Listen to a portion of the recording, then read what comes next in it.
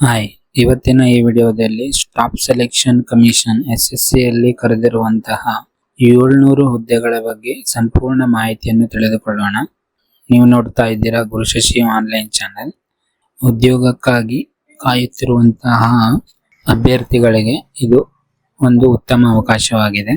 ಆದ್ದರಿಂದ ಸಂಪೂರ್ಣ ಮಾಹಿತಿಯನ್ನು ಈ ವಿಡಿಯೋದಲ್ಲಿ ನೀಡಿದ್ದೇನೆ. ಅದನ್ನು ನೋಡಿಕೊಂಡು ನಂತರ ಅರ್ಜಿಯನ್ನು ಸಲ್ಲಿಸಿ.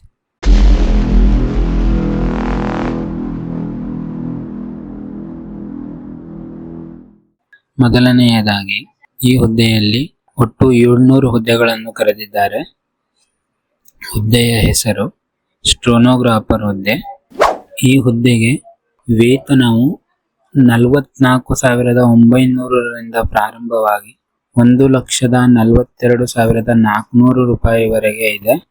ನಂತರ ಈ ಹುದ್ದೆಗೆ ವಿದ್ಯಾರ್ಹತೆಯು 12ನೇ ತರಗತಿ ಪಾಸಾಗಿರಬೇಕಾಗಿರ್ತದೆ. ಅದರ ಜೊತೆಗೆ ಸ್ಟೆನೋಗ್ರಫಿ ಎಜುಕೇಶನ್ ಕೂಡ ಮಾಡಿರಬೇಕಾಗಿರ್ತದೆ. ಈ ಹುದ್ದೆಗೆ ವಯಸ್ಸಿನ ಮಿತಿಯು 18ರಿಂದ ಕನಿಷ್ಠ ವರ್ಷ 18 ಹಾಗೂ ಗರಿಷ್ಠ ವರ್ಷ 30 ವರ್ಷ. OBC ಅವರಿಗೆ ಹಾಗೂ SC ST ಅಂಗವಿಕಲರಿಗೆ ಎಲ್ಲ ವಯಸ್ಸಿನ ಸಡಿಲಿಕೆಗಳು ಇರ್ತದೆ. ಅದನ್ನ ನೋಟಿಫಿಕೇಶನ್ ನೋಡಿಕೊಂಡು ತಿಳ್ಕೋಬಹುದು. ಈಗ ಕನಿಷ್ಠ ಅಂದ್ರೆ ಈಗ SC ST ಅವರಿಗೆ 5 ವರ್ಷ ಸಡಿಲಿಕೆ ನೀಡ್ತಾರೆ. OBC ಅವರಿಗೆ 3 ವರ್ಷ ಸಡಿಲಿಕೆ. ಹಾಗೆ ಎಕ್ಸರ್ವಿಸ್ ಮ್ಯಾನ್ ಎಲ್ಲ ಇದ್ರೆ ಅವರಿಗೆ 10 ವರ್ಷ ಸಡಿಲಿಕೆ ಅಂತ ಎಲ್ಲ ಇರ್ತದೆ. ಅಂಗವಿಕಲರಿಗೆ 10 ವರ್ಷ ಸಡಿಲಿಕೆ ನೀಡಿದ್ದಾರೆ. ಅರ್ಜಿ ಶುಲ್ಕ ನೋಡೋದಾದ್ರೆ ಸಾಮಾನ್ಯ ಅಭ್ಯರ್ಥಿಗಳಿಗೆ, OBC ಅಭ್ಯರ್ಥಿಗಳಿಗೆ ಮತ್ತು EWS ಅಭ್ಯರ್ಥಿಗಳಿಗೆ 100 ರೂಪಾಯಿ ಅರ್ಜಿ ಶುಲ್ಕ ಇರ್ತದೆ. ಹಾಗೂ SC ST ಅಂಗವಿಕಲರು ಮತ್ತೆ ಎಕ್ಸರ್ವಿಸ್ ಮ್ಯಾನ್ ಹಾಗೂ ಮಹಿಳಾ ಅಭ್ಯರ್ಥಿಗಳಿಗೆ ಯಾವುದೇ ರೀತಿಯ ಅರ್ಜಿ ಶುಲ್ಕ ಇರುವುದಿಲ್ಲ. ಹಾಗಾಗಿ ಮಹಿಳಾ ಅಭ್ಯರ್ಥಿಗಳೆಲ್ಲ ಸರಿಯಾಗಿ ಕೇಳ್ಕೊಳ್ಳಿ, ಯಾವುದೇ ರೀತಿಯ ಅರ್ಜಿ ಶುಲ್ಕ ಇರುವುದಿಲ್ಲ. ಅರ್ಜಿಯು ಈಗಾಗಲೇ ಪ್ರಾರಂಭವಾಗಿದೆ. ಪ್ರಾರಂಭ ದಿನಾಂಕ ಬಂದು 24/4/2026 ಹಾಗೂ ಅರ್ಜಿ ಕೊನೆಯ ದಿನಾಂಕ 15/5/2026. ಅರ್ಜಿ ಶುಲ್ಕ ತುಂಬಲಿಕ್ಕೆ ಕೊನೆಯ ದಿನಾಂಕ 16/5/2026 ನೀಡಿದ್ದಾರೆ.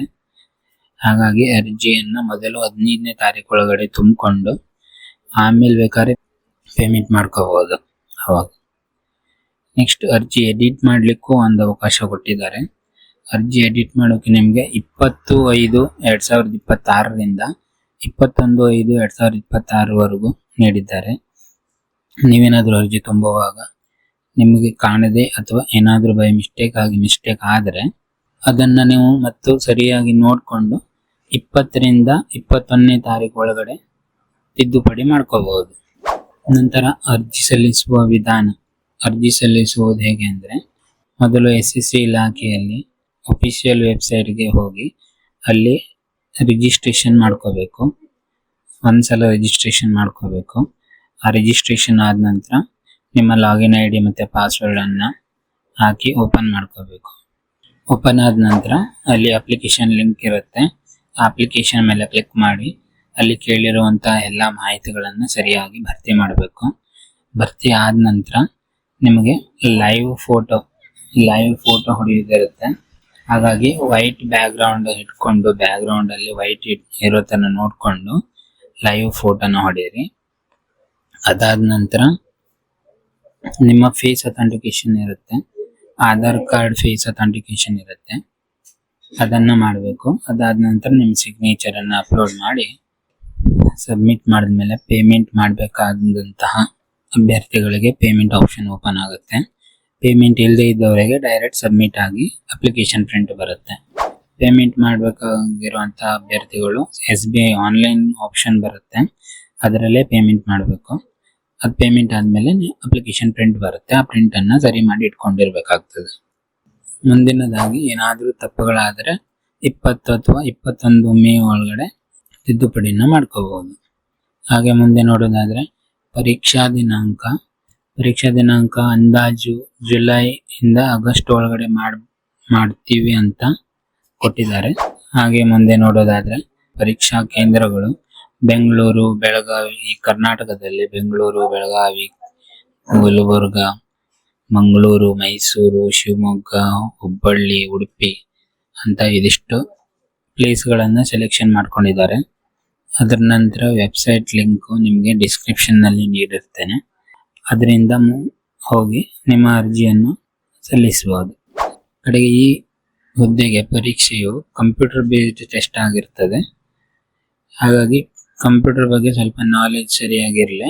ನಂತರ ಕೊನೆಯದಾಗಿ ಆಯ್ಕೆ ವಿಧಾನ. ಆಯ್ಕೆಯು ಕಂಪ್ಯೂಟರ್ ಆಧಾರಿತ ಪರೀಕ್ಷೆಯಲ್ಲಿ ಯಾರ್ಯಾರು ಕಂಪ್ಯೂಟರ್ ಆಧಾರದ ಪರೀಕ್ಷೆಯಲ್ಲಿ ಎಷ್ಟು ಮಾರ್ಕ್ಸ್ ತಗೊಂಡಿದ್ದಾರೆ ಅದರ ಮೇಲೆ ಮೆರಿಟ್ ಮಾಡ್ತಾರೆ. ಅದಾದ ನಂತರ ಸ್ಟೋನೋಗ್ರಫಿ ಪರೀಕ್ಷೆ, ಕೌಶಲ್ಯ ಪರೀಕ್ಷೆ ಇರ್ತದೆ. ಅದರ ಮೇಲೆ ಅದನ್ನು ನೋಡಿಕೊಂಡು ಅದರಲ್ಲಿ ಮತ್ತೆ ಸೆಲೆಕ್ಷನ್ ಮಾಡ್ತಾರೆ.